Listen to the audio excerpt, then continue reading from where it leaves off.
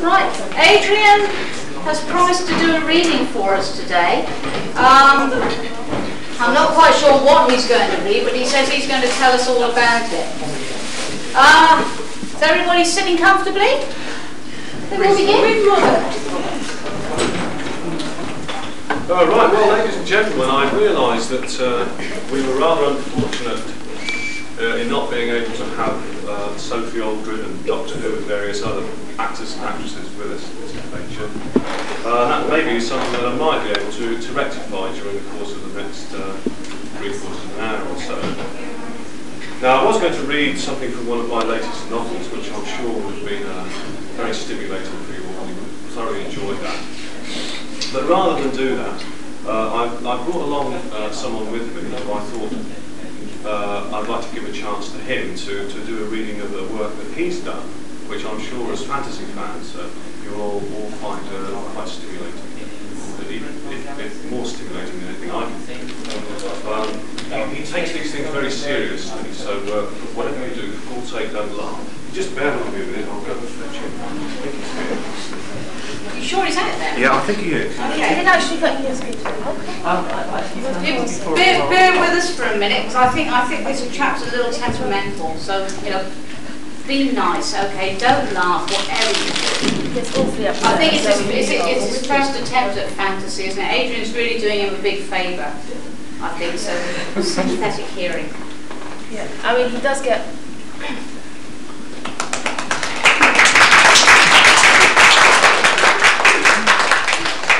Too kind, thank you.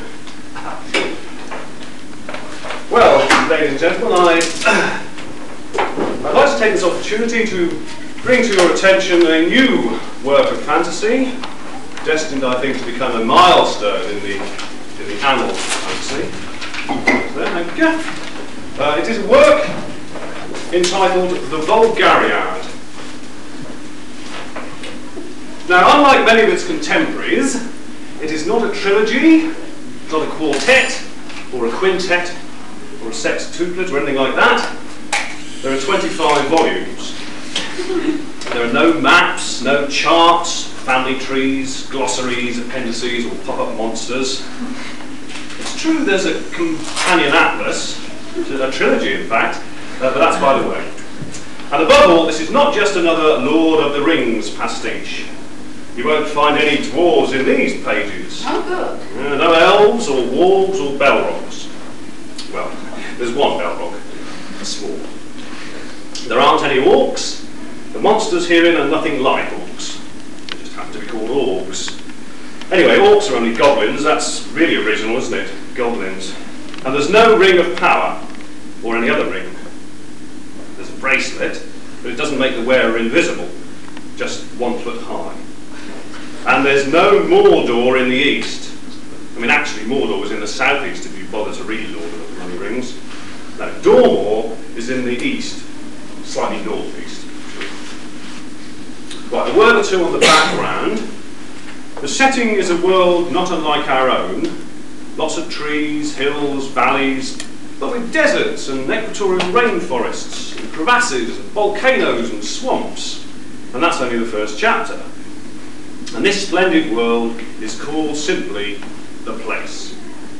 It's threatened by a particularly nasty villain, Lord Puke the Surpriser, whose ambitions, emotions, philosophies are deeply interwoven by the author in a profound statement about the conditions of humanity, his environment, and the ecosphere. I mean, put as succinctly as possible, he wants to kick arse and rule the world. Now, his success is assured because he has vast armies of orcs at his disposal, and he has completely monopolised black magic, he controls the weather, poisons the place, and spreads disease every time he breaks wind. Nothing can stop him grinding all life under his heel, and no power can prevent him controlling the place utterly. Absolutely no way can he fail to corrupt, pervert, and befoul every living atom, turning it into a black, empty, lifeless waste. God alone knows how bloody bored he'll be afterwards, but still. Anyway, nothing can stop him except for one thing. The bracelet. The bloody bracelet. Right, I'll just set the scene before I go on to the extract. The first volume deals primarily with a gathering together of various unlikely characters who are to form the heroic brotherhood whose destiny is to challenge the power of Lord Puke the Surpriser. And these are the amiable village half-wit, who on the surface seems a bit slow and dull-witted, but who underneath is actually a complete and utter moron. His name's Carrion. Then there's the mysterious cloaked being who carries a carved walking stick and wears a long pointed hat with stars on it, and everyone thinks he's a magician, but in actual fact he's an out-of-work astrologer, formerly the heir to a kingdom, fallen angel, and a transposed teapot. Deposed despot. The other mysterious cloaked being who carries a thing that looks a bit like a shepherd's crook, and who is hooded, he's a magician. His name's Elfhorn Dwarfwood, and the former one is called Wood Elf Dwarfhorn. Then there's the knight in silver armour who broods a lot, but who is essentially honourable, decent, upright, and excruciatingly boring. That's Sir Algo Eustace. And then there's the dark-haired stranger who is always apart from the group, never fully trusted, who somehow doubts his own part in the quest because he's suffering from a terrible disease which will reduce him to madness the minute he stops thinking about it. His name is Tony Revenant, sometimes known as Boris Halfhead. There are certain others, all from different backgrounds, races, creeds, planets, with differing skills: swordsmen, bowmen, axemen, vatmen, zealots, harlots, ocelots, faithful retainers, loyal servants, trusty hounds, hangers-on in general. The plot. Now, the plot mainly concerns the replacement of major equipment in Devon schools.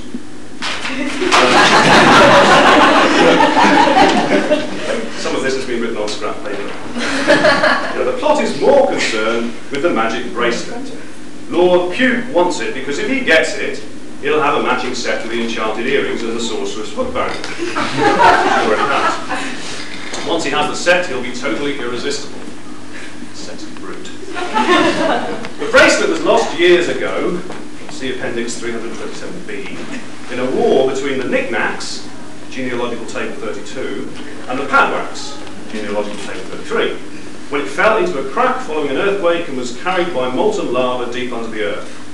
Swallowed by a huge worm-like thing which was killed by the fierce, dwarf-like but not really a dwarf, King Thundergut, the bracelet changed hands, that's what say lists, numerous times after this, and to cut a long, very long story short, it ended up in a remote village, miles from anywhere, population 39, where the people are so backward, the village idiot is a rock.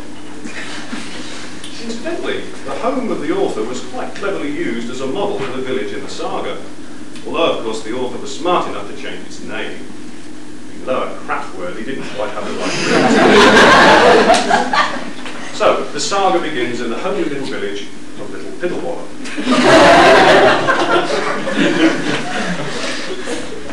Right, I now have a prelude to the selected extract. The company, which incidentally now calls itself the Amalgamated Federation of the Bracelet and Affiliates, due to certain disputes about status and a need for anonymity, is gathered before a range of mountains, i.e. the huge mountains, and has to go beyond them to the mountain of poop. You'll note that the author has a way with words. They have the magic bracelet, which exerts a strange power over anyone who wears it for any length of time. So for safety, it has been hidden discreetly in carrion saddlebags in a wheelbarrow. Their intention is to get to the very top of the mountain of poop. Why, you may ask? Well, it's there. It's a challenge. I mean, who's ever had the pleasure of sitting on top of the mountain of poop? It brings tears to your eyes just thinking about it. Right, the extract itself, we finally arrived.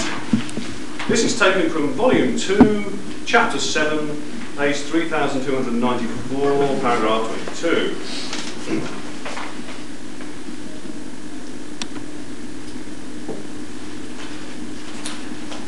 Carrion gazed up at the towering wall of mountain, that had to be passed if they were to continue their quest to the east. He shook his head in despair. Impassable, he sighed. There must be a pass, cried Sir Algo, shaking his broadsword at the wall of rock as if he could carve a way through the massive fortress of stone. No, it's an impasse, insisted Carrion. What do you think would help? Asked Elfhorn. Bypass. Bypass, said Sir Algo. That could be the answer. No, Carrion's right, said Elfhorn. What about some magic, would Elf? A magic pass? No, I can't seem to pass a thing. Are you taking anything, said Sir Algo? At that moment, Revenant stepped out from behind a large rock where he had been checking himself to see if any important bits were missing. He shook his head miserably. This is a sorry pass we've come to. What, you mean there is a pass? Said Carrion. Revenant stepped back, eyes flaring volcanically. It's no use asking me. I've told you for the last 16 chapters I don't know anything. I didn't ask to come here. I couldn't help raping those women and starting the Holocaust that burned 3,000 acres of forest. And I have no powers. Do you understand? None. I'm an ordinary human being. Ordinary, straightforward, basic. Well, except for the medallion I carry and this staff, and my belt, and my golden tie pin. So you can't think of a way over the mountain, said Carrion. Revenant snarled something and shuffled off. Excuse me, it's time I examined myself again. It was then that Cloggy Snottyson, the muscular man who looked like a dwarf but wasn't a dwarf, stepped forward, leaning on his club. There is a way, he growled in a basso profundo that caught the attention of the entire company, except for Revenant, who was searching among the rocks for his left leg. Say on, said Elfhorn. Cloggy thumped the ground with his club. The mountains were mine once. Elfhorn jerked upright. Oh, then we must be doubly careful where we tread, or in Revenant's case, hop. You misunderstand me, snorted Cloggy. Mine for their wealth, but that was centuries ago. Those glorious days are over. Never mind, said Carrion. They were mine, I tell you, said Cloggy. Yes, yes, snapped Elfhorn. What about it? The mines go under the mountains to the very roots of Mount Poop. Then what are we waiting for? Cried Sir Elgo lustily. The way is guarded by the guardians who guard the way and are always on guard. Yeah, that's a pretty good reason to wait. I presume, said Wood Elf, that these guardians are the spawn of evil, corrupt and foul, dribbling pus and hurling abuse and excrement, feeding on human flesh, feasting on live organs, drinking blood. Cloggy nodded. Yeah, well, life's tough down there in the mines. The kids don't have it easy. Up to their necks in ordures, snapped at by wild orcs, cave-ins, vampires. The wages are rubbish, food's crap, no entertainment. What about Lord Puke?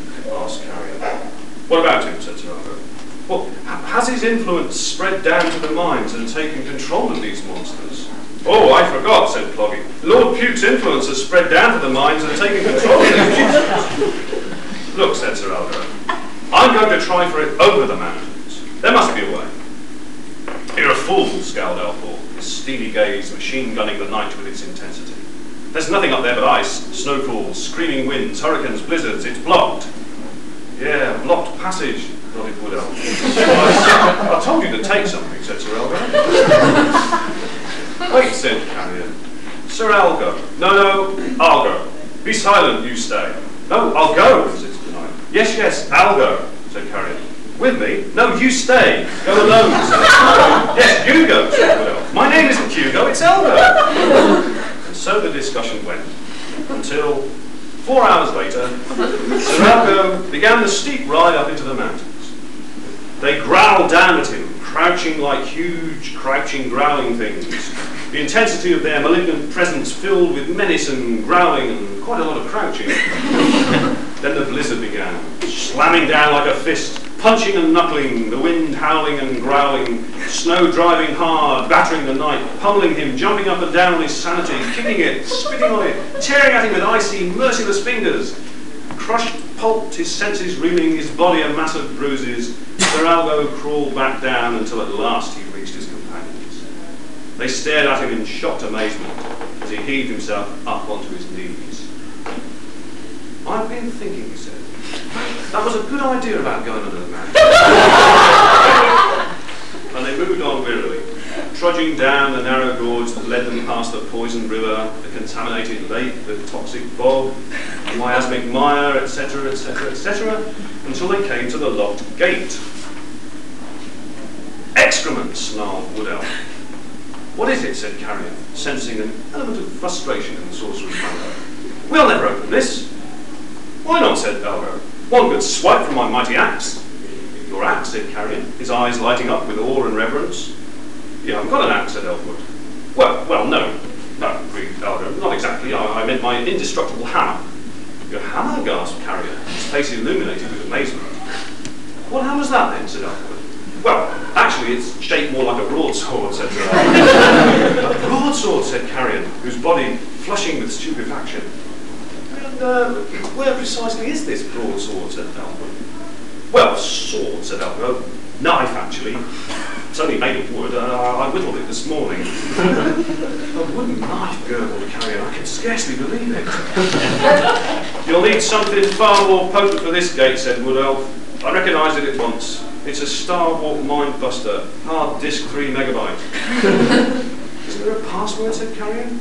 Don't start with all that pass crap again, snarled a voice behind him. Revenant stood there, a little shakily, and glared volcanically at the gate, his orbs scarlet like maimed, mangled circles of evanescent hatred. Use your power, said Wood Elf. Use your right hand. Oh, beg your pardon. Use your left hand. Well, perhaps you could give it a good kick. It's no good, shouted Revenant. Even if I opened it, the consequences are bound to be dire. The mountain would disgorge boiling blood, the walls would tumble, the earth would split. Okay, said Wood Elf. For God's sake, let someone else open it. Carrion had been looking very thoughtful. Perhaps I could try something. Yeah, you laugh, Wood Elf. You're just a simple buffoon, a mindless worm, a creep. Yes, of course, agreed Carrion. But my simpleness, my innocence, my purity might just do the trick. Good Lord, said Sir Elgo. Give it a try. Carrion stepped up to the door and called out his words so that they echoed around the canyon like the chimes of an ancient magic. Open this sodding door, you bloody buggers! And lo, the door opened. And lo, they entered. And lo, they walked on. And on. And on. And on. And very low, they reached a sort of big cavern-like area. And the ceiling was pretty low too. Suddenly they saw a gathering of fierce-looking half-men, thick-set, stocky, broad-shouldered, not very tall, squat, prognathous, shortish, big but not very high beings. Shiver me timbers, cried Elfwood. Dwarves! The leader of the small being strode forward and swung his weapon aggressively. Stone club. There are no dwarves here, he snarled. You look like dwarves to me, said Elfwood. The small being rammed his stone club into Elfwood's belly. What did you say? Well, dwarfish. I would have said a bit dwarf-like, suggested Carrion. Well, dwarfy anyway, nodded Sir Elgo. No such thing, snarled the small being. Never heard of dwarves. Dwarves do not exist. Well, who are you, said Wood Elf. I, said the wide but pint-sized being, I am Sigbert Dwarf Mangler. And this is my half-brother, Lokai Dwarf Spitter. And behind him is our cousin, Wotan Dwarf Boiler. And next is Ethelbrand Dwarf. Fine, said Sir Elgo. Enchanted to meet you. Sigbert's eyebrows rose. Who speaks of enchantment? What sorcery is this? No, protested Sir Elgo. Just a manner of speech. By my sacred club, Shatter Dwarf, I curse the day that evil came here. Said Wood Elf. You mean Lord Puke the Surpriser? Don't mention that accursed name here. You've heard of him? Nay, said Sigbert, it just came as a bit of a surprise, that's all. Will you help us destroy him, pleaded Carrion, before he manages to destroy the entire place? What, this place? No, all of it. What, all of these caverns? No, the entire place. What, the caverns and the mountain? Yeah, and everything else too. The complete and utter place. Well, the whole mountain range. Look, you stupid dwarf-brained mini-being, Lord Puke intends to eradicate the last vestige of life in the place. Your place, my place, his place, every place you can think of. The place. Sigbert and his companions looked utterly appalled. Well, a rotten, lousy, dwarfy bastard. So you'll help us, said Carrion. Sure, won't we, lads? The small creatures gave a lusty cheer. Of course we will, said Sigbert. But first, we'll need some women. Women, said Sir Aldo. Yeah, we could always do with some women. It's much more fun. Yes, but what do you want them for? Sigbert eyed Aldo curiously. What do you usually do with women? Me, said Sir Aldo. Well, rescue them, I suppose. What about you, Woodell? Me, said Woodell. Well, I compose ballads about them. How about you, Elfwood? Me, said Elfwood. Well, I talk to them sometimes, and sometimes I watch them. Oh, yes. Yes, when they're being rescued or when they're listening to ballads. What about you, Revenant? Revenant, do get up off the floor and pay attention. What do you do to women? With women, corrected Sir Algo. Revenant's eyes blazed up volcanically, just as they did back on page 1217, paragraph 7. Women, he growled, women revile me. They don't dare come near me. They fear me, despise me, abjure me, loathe me, detest me. Oh, so they're not very keen on you then? Is that because you raped that cart full of nuns, said Carrion. Revenant leapt up in volcanic fury.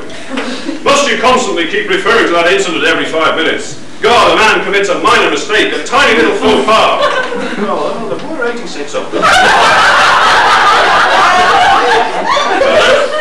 Itty-bitty laps. Oh, most of them were 90 years old. Paltry, meaningless, harmless. Yes, said Sigbert. It seems to be a cruel persecution your colleagues have inflicted upon you. I mean, doubtless you acted in the heat of the moment. Perfectly natural. Oh, we've all done it, haven't we? Now, come on, own up. Can anyone here honestly say he hasn't enjoyed the odd fling with 100 or so octogenarians? There were embarrassed nods around the company. Sigbert's point was well made. And what about you, young Carrion, said Sigbert. You haven't told us what you do with women. Oh, I like reading books about them. What, picture books? Carrion looked away. He remembered how his aunt had warned him not to talk to strange dwarf-like men. He talked about women. About how his twin sister had stroked his hair at night with her axe. And how his mother had fondly bathed him in the local geyser. And how his grandmother had kissed him on the bottom of his chin. Yes, women had played a crucial part in his world, but was there a place for them in all this chaos and confusion? Was it fair to drag them into this madness? What about you, Sigbert, he blurted. What do you know about women? For answer, Sigbert tore off his shirt to reveal the slim figure of a girl beneath. He shook his hair loose and stood before them as he truly was. Not a man at all, but a woman. A woman, cried Sir Elgo. I could have sworn he was a dwarf, said Elfwood. And all the other dwarf-like beings stripped to reveal themselves as women. Well, I don't mean stripped naked. I mean, this is just down to the sort of women clothes so that you knew they were women, not men. I am a woman, I tell you, cried Sigbertha. And she peeled off her... And she got hold of... I'm not reading this filth. God, pages of it. God, don't warn me. Give me the bracelet, snarled Sigbertha. No, not Big Bertha. Sigbertha. There was a stunned silence. Yeah, I'm not surprised after that. Bracelet? What bracelet, said Sir Algo. We don't know anything about a bracelet, do we, chaps? No, yet. Nix. I thought you were the mob carrying the bracelet, said Sigbertha. Oh, that bracelet, cried Carrion. What, said Elfwood? Yes, said Carrion, you know, the magic bracelet. Oh, yes, laughed Elfwood, the magic bracelet. Yes, said Sir Algo, of course, stupid of us, the magic bracelet.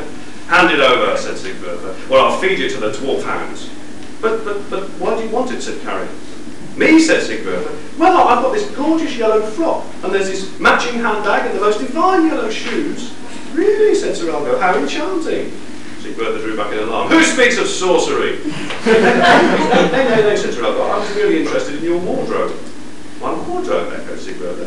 Why should you be interested in my wardrobe? It's just a rock alcove with a pelmet. We're wasting time, snapped Wood Elf. Give her the bracelet. Yeah, well, it's no good to us, agreed Elfwood. Yes, you're right, said Wood Elf. Cheap junk. anyway, said Sir Elgo. I'd much rather have a magic ring, said Carrion. Yes, yes, yes. Well, let's not talk about that now, said Woodell. They hastily unpacked the wheelbarrow and gave Sigbertha the magic bracelet. As she placed the magic bracelet around her wrist, there was a flash, a sizzle of light, and an aura of dazzling radiance shimmered about the warrior maiden. At once she was transformed, her teeth gleaming like razors, her eyes blazing volcanically. A bit like revenants, really. And she belched fire and spat hot fat, dribbling venom and half-digested Mars bars. I know that face, cried Elwood. But they all knew the true nature of the fiend they faced in the ferocious firelight. It was Lord Puke the Surpriser. Surprise, surprise. Me or it, I'm not sure which, said, now that I've got the bracelet, nothing can stop me from having ultimate power over this place. Ah, said Carrion, you mean this place here or the place? Don't try and confuse me, you wretched worm. You cannot deflect me from my true purpose. Now I have the bracelet, I can reveal the awesome, vile, repugnant, ever so nasty purpose in full. The company, appalled by the horrendous vision before them, Revenant had finally collapsed into a separating heap of rancid boneless flesh, turned back to Lord Puke. Go on then, said Sir Elgo, surprise us. Aye, Lord Puke, surprise us supreme, ultimate ruler of the place, will be the first, the very first, to climb the mountain of poop. Oh, curses, whispered Sir Elgo, we'll never get there first now. Seconds later, the surpriser and all his repulsive followers disappeared in another sizzling burst of dazzling lightning and pyrotechnics that made a Jean-Michel Jarre concert look like glowworms in a San Francisco fog. The company were about to move on when they noticed Carrion, whose mood seemed to be troubled. What ails you, little Carrion? Said Sir Elgo warmly. Carrion's lip trembled like a Joan Collins waterbed. Oh, nothing really. It's just that seeing Puke's Sigbertha reminded me of the golden princess of the everlasting forest. Do you remember where our paths divided? Of course I do, nodded Sir Elgo. I thought we'd never get out of that forking forest. No, no, said Carrion, the glorious golden princess with her shimmering tresses, her wild beauty, her eyes, her nose, her lips. Yes, said Elwood, her chin, her neck, her ears. Yes, said Woodell, her shoulders, her elbows, her wrists, her dainty little fingers. Yes, said Foggy Snotty Son, her tiny toes, her elfin eyebrows, her diddly little dimples, her teensy weensy. Oh, for God's sake, shouted the nameless fancy expert. And so Hornwood Elfwingle and all the little pixies rushed down to the sea in the little boats and put out to the sea in waves, and all the little mermaids sang, and as the sun began to sink and the stars winked out, and suddenly bursting out of the trees came swarms of dwarves, gibbering and glittering, thousands of them, and dragons and trolls and elves and balrogs and orcs and more dwarves, until you couldn't see anything but dwarves. But the heroes escaped and crossed the silver sea and lived on dwarf sandwiches forever after. And that concludes the extract.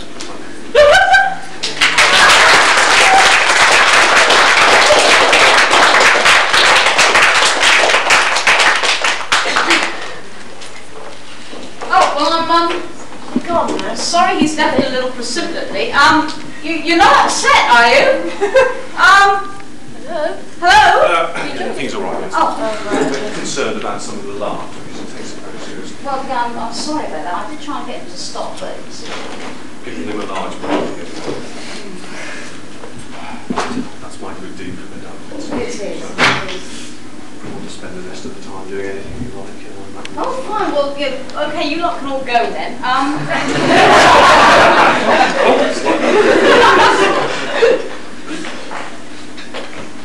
Has anybody got a question for Adrian? Would anybody like to ask Adrian a question?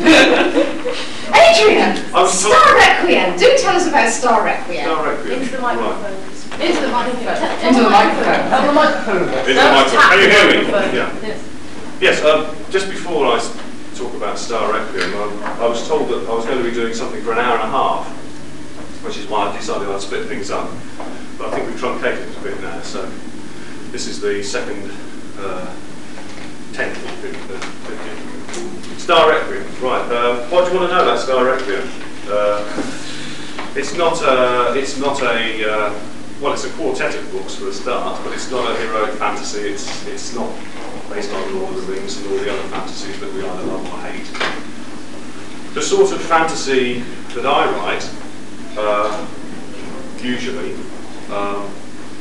tends to take science fiction, heroic fantasy, dark fantasy, horror, and merge it into a kind of fusion.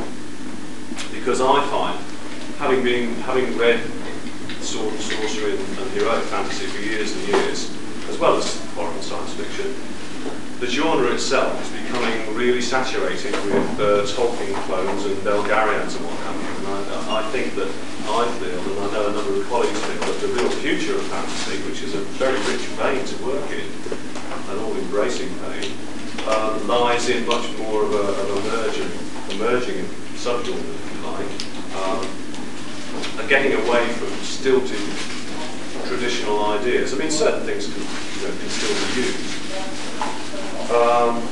and that's the general direction I try to take. The book I'm working on at the moment is even more of a fusion of something like Star Requiem, which concerns a number of elements. It is not a heroic fantasy, although there are quests in it. There are also sort of alien mercenary creatures, which may or may not have been influenced by most of the films I've seen over the last 10 years. I don't actually pirate anybody else's ideas if I can help it, but often get, I might follow a path of thought that somebody may have started, but I do try to move away from doing it as teaching. That's it generally. Anybody else? When's that extract coming out in book form? It was actually published. That was first done a couple of years ago, and it was also done last year. And it came out. There was a magazine called Fear, a monthly magazine called Fear, which is it's a sort of fantasy and horror, science fiction review, films, movies, and it does fiction. And they did it as a lead story a few issues back. And they're also doing one in January or February, which is called The Revenge of the Heavy Metal Vampires, which is a send-up of the horror genre, which I have a go at things like splatterpunk and things like that. It started off by accident, just for a bit of fun, because I was actually asked to do a reading at a convention from one of my books, and I felt a bit, believe it or not, I felt a bit self-conscious about doing that, because I am an exhibitionist, as you probably guessed. But I thought it would be fun to do a send-up. It would be easier for me to actually, rather try and read something quite seriously, perhaps start sniggering halfway through it. That I'd do something like that. And in actual fact, I'm hoping that I'm going to be able to work on a book of some kind, a humorous book. It's something very dear to my heart. Another question?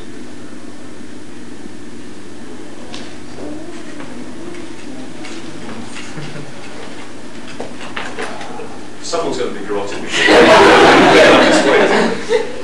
What are the fantasy ideas which you think have not been totally worked out?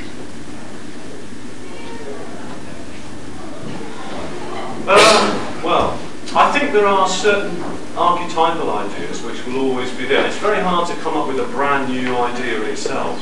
I think it's taking traditional things, perhaps, and working them in a new way.